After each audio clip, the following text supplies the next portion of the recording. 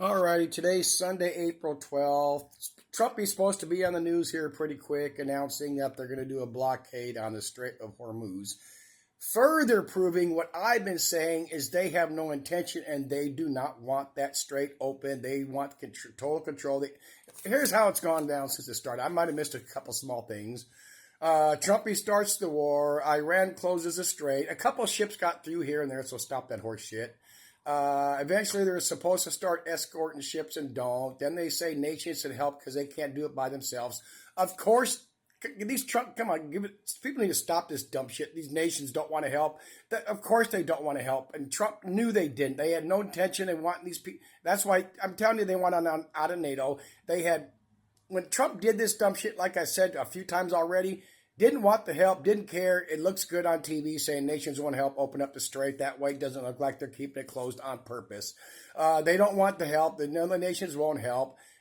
Supposedly a ceasefire that Israel violates after 10, 12 hours or whatever, and they've continued to violate. Then Iran wanted to if Israel would stop bombing, but Iran lost some of the mines.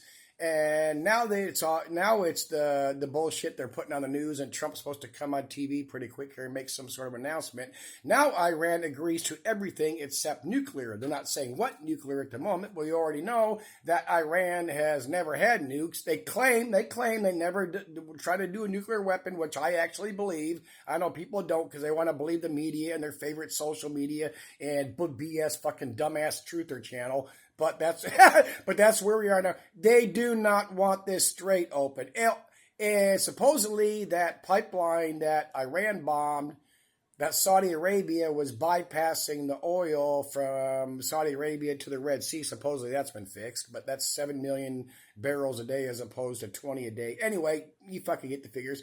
I want to show what I saw in the news this morning. They were showing this on Fox. That's where all the ships are currently. They did show this.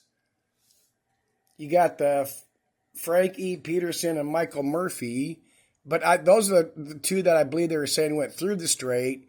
And now, if that's correct, they're all outside.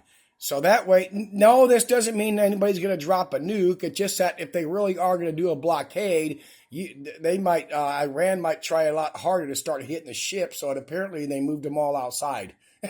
Which is, of course, pretty fucking intelligent to do, an intelligent decision. But, look, if they're really all outside now, no more ships inside, that's telling you something right there. And, oops, I didn't get whatever the hell these two over here, but they're farther away. But anyway, let me show you the news that, man. Oh, we see all these wonderful videos over the years. This is what really matters. This is what the New World Order is hiding. This is what the government's hiding. This is what we're being distracted from and divided from. It's the fucking planet. Let me show you something. And Dan Wigington brought this shit up over this past Saturday. So let's see what he had to say yesterday.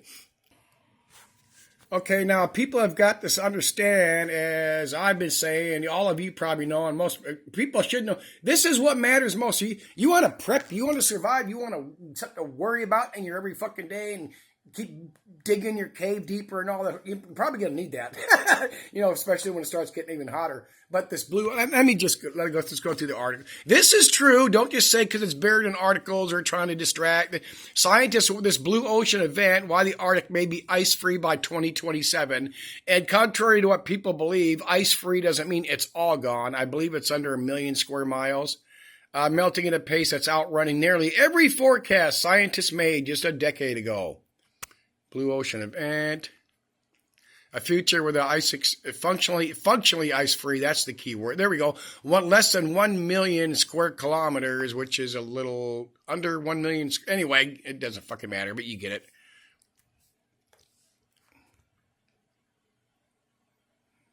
Of course, it's the reflection of the sun because of the heat. Blah blah blah. Yes, I Google shit while I'm listening to Dan Wigington. Try to find the best articles. First it was decades away, now it could be in 2 years. The old 2030 thing. Record after record, what the data actually shows. Because people don't actually look at, you got to actually spend time, channels like to call it research. Just Google shit and look. You have to look a whole bunch. You can't just stop at one article or two and the feedback loops and all that good shit.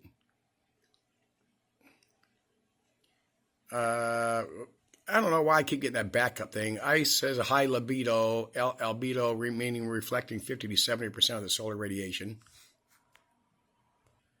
Here's how much has been lost in the Antarctic sea ice.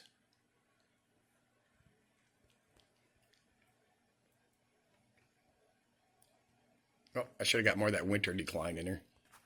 Oh, and of course, now there's more than 500 ocean dead zones. That includes, like it says there, agricultural runoff, wastewater, climate change, nothing about geoengineering. But we've done this to ourselves, not just the government, so fucking, get over ourselves.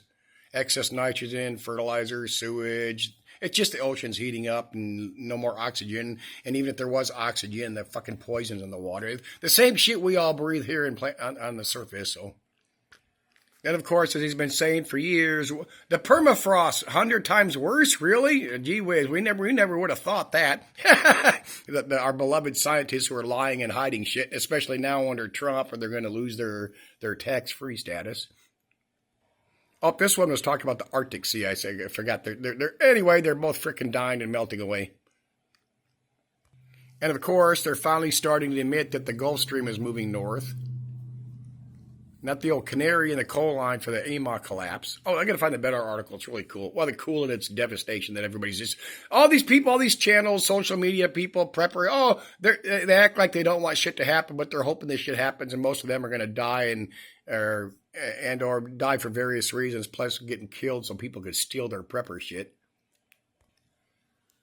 Recent studies suggest, come on, high resolutions, collapse, overturning the AMOC, with models predicting a future sudden jump of over 200 kilometers before a total potential catastrophic AMOC shutdown. You imagine the sudden jump would do it. I mean, look at this. Look with the weather, the way the ocean currents are now, the weather patterns, the air, the soil.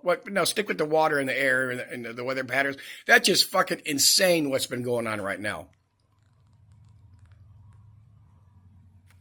They found that a northern shift in the Gulf Stream was a key. It's a key indicator. No shit. That's the second half. Slow, steady occurring. The current could undergo an abrupt northward displacement, 219 kilometers again, within a 2-year period. That's insane. Can you imagine what that would do to the planet? This rapid shift of the Gulf Stream is predicted to occur in a few decades before a full collapse. They're lying, of course. Could significantly disrupt global weather. That is so fucking nuts. Massive drop in...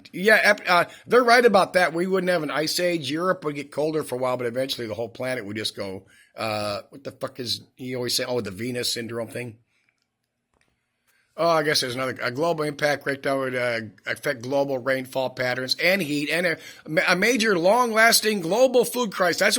That is what they are hiding right now. That's the largest, number one reason Trump's making the moves he's making. I guarantee you that.